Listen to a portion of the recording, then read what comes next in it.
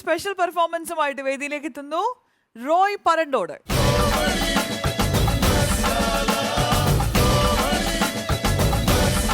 നമസ്കാരം റോയ്. നമസ്കാരം. അപ്പോൾ ഒരു പ്രൊഫഷണൽ ആർട്ടിസ്റ്റ് ആണ് റോയ്. ഒരുപാട് വേദികളിൽ പ്രോഗ്രാം ഒക്കെ ചെയ്യാറുള്ള ആളാണ്. അപ്പൊ ഇന്ന് എന്തൊക്കെയാണ് നമുക്ക് വേണ്ടിയിട്ട് ചെയ്യാൻ പോകുന്നത്? മിമിക്രി എന്ന് കേൾക്കുമ്പോൾ എല്ലാവരും മനസ്സിലോടിയ സിനിമാ താരങ്ങളുടെ ശബ്ദമാണ്. അതെ, പക്ഷെ അതിൽ നിന്നൊക്കെ വ്യത്യസ്തമായിട്ടുള്ള കുറച്ച് വോയിസ് ആണ് ചെയ്യാൻ പോകുന്നത്. Very good. കാര്യം പറഞ്ഞാൽ ഞാൻ മിമിക്രി ആർട്ടിസ്റ്റും കൂടെയാണ്. പിന്നെ എൻ്റെ ജോലി എന്ന് പറയുന്നത് ഓട്ടോറിക്ഷ ഡ്രൈവറാണ്. ഞാൻ തിരുവനന്തപുരം സിറ്റിയിലാണ് വണ്ടി ഓടുന്നത്. അപ്പോൾ അതിൽ നിന്ന് തന്നെ നമുക്ക് തുടങ്ങാം. ഓക്കെ. പഴയ കാലത്ത് ഓട്ടോറിക്ഷയിൽ ഒരു എയർ ഹോൺ വെച്ച് ഫിറ്റ് ചെയ്തിട്ടുണ്ട്. അതിപ്പോൾ ചെറുതായിട്ട് മീൻ വണ്ടിയിലുണ്ട്. അതിൻ്റെ ഈ ഓട്ടോറിക്ഷയുടെ എയർ ഹോണിൻ്റെ ശബ്ദവും കേൾക്കാം.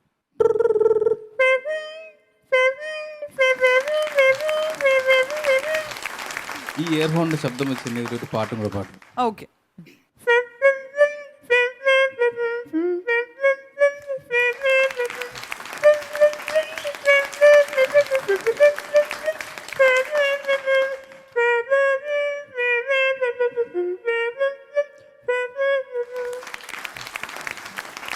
ഇനി ആർക്ക് ചെയ്യാൻ പോകുന്നത് നമ്മൾ ഏറ്റവും കൂടുതൽ നമുക്ക് ശല്യം ഉണ്ടാക്കുന്ന ഒരു കുഞ്ഞു ജീവിയാണ് കൊതുക്. കൊതുക് എന്ന് പറഞ്ഞാൽ ഒരുപാട് അസുഖങ്ങൾ വരുത്താറുണ്ട്. അതിൽ ഒരുപാട് പേര് മരണപ്പെട്ടിട്ടുണ്ട്. ഡെങ്കിപ്പനി അതുപോലെ ഒരുപാട് സംഭവങ്ങൾ വന്നിട്ടുണ്ട്. അപ്പം നമ്മൾ രാത്രി കാലങ്ങളിൽ ഉറങ്ങാൻ കിടക്കുന്ന സമയത്ത് നമ്മൾ ഏറ്റവും കൂടുതൽ ശല്യപ്പെടുത്തുന്ന ജീവിയാണ് കൊതുക്. അത് വന്നു കഴിഞ്ഞാൽ നമുക്ക് ഉറങ്ങാൻ പറ്റില്ല. അപ്പോൾ ചെവിക്കുള്ളിൽ കയറുന്ന ആ കൊതുകിന്റെ ചിറകടി ശബ്ദം കേൾക്കാം.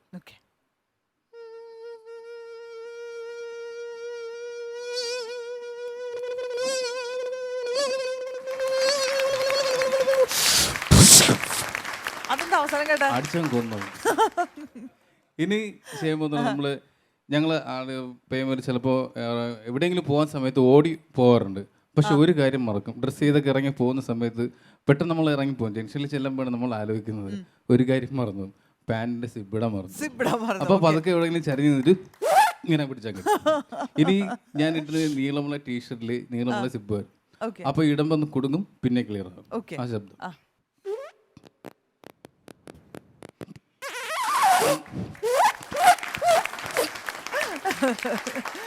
ഇനി ഉത്സവപ്പറമ്പിൽ പോയി കഴിഞ്ഞാൽ കുട്ടികൾക്ക് ഏറ്റവും കൂടുതൽ ഇഷ്ടപ്പെടുന്ന ബലൂണാണ്.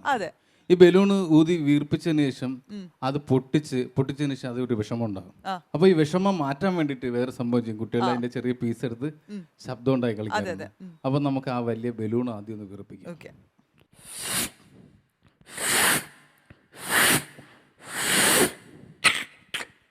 കയ്യിൽ വെച്ചിട്ട് പതുക്കെ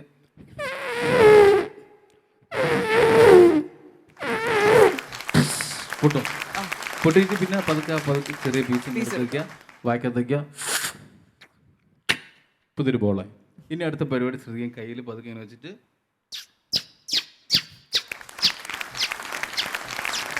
നമ്മളെല്ലാരും ചെയ്തിട്ടുള്ള ഒരു കാര്യമാണല്ലേ. ഇനി പൂച്ചയുടെ പ്രസവം കണ്ടിട്ടുണ്ടോ?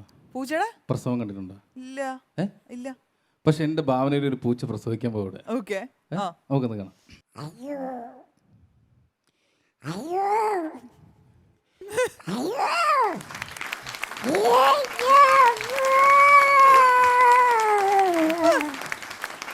ഇനി ഈ പൂച്ച പ്രസവിച്ചതിന് ശേഷം കുഞ്ഞു പൂച്ചയുടെ താരാട്ട് പാട്ട് ഇവിടെ തള്ളപ്പൂച്ച കുഞ്ഞു പൂച്ച താരാട്ട് പാട്ട്.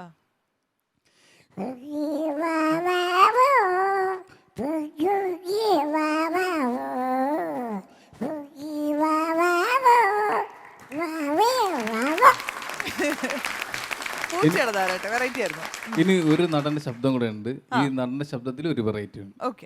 ശ്രീ മാമക്കോയുടെ ശബ്ദം. പറ്റൂല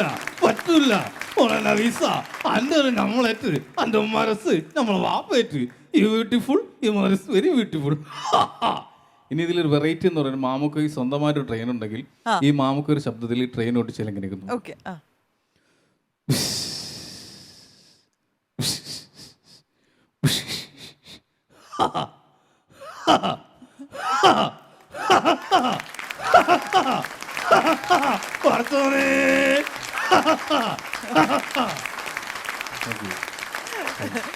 റോയ് നല്ല രസമുള്ള പെർഫോമൻസ് ആയിരുന്നു. എൻജോയ് ചെയ്തല്ലേ നിങ്ങള്? റോയ്ക്കൊരു കയ്യടി. എന്ത് പറയുന്നു ഉല്ലാസേട്ടാ? കിടിലമായിരുന്നു, കിടിലം. ഇതിലേതാ ഏറ്റവും ഇഷ്ടപ്പെട്ടത്? പൂച്ചയുടെ പൂച്ചയുടെ പ്രസവം, പ്രസവം. പൂച്ചയുടെ താരാട്ടും ഒക്കെ അത് നല്ല ഇത് ഫീൽ ചെയ്തു. അത് ചിരിക്കാനും ഉണ്ടായിരുന്നു.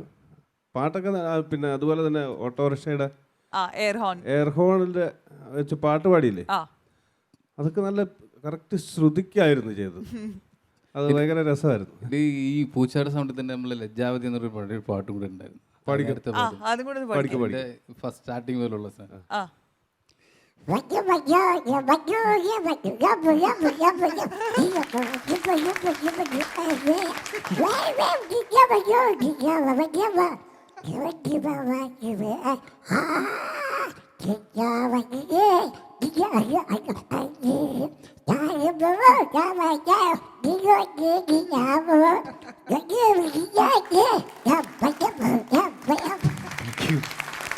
അടിപൊളിയാണ്, അടിപൊളി. കുട്ടികൾ നമ്മൾ അംഗീകരിച്ചു കൊടുക്കേണ്ട ഒരു കാര്യമുണ്ട് റോയി. ഇത് ഒരു പാട്ട് പാടുമ്പോ പിച്ചൗട്ട് പാടുന്ന ആൾക്കാരാണ് നമ്മളൊക്കെ.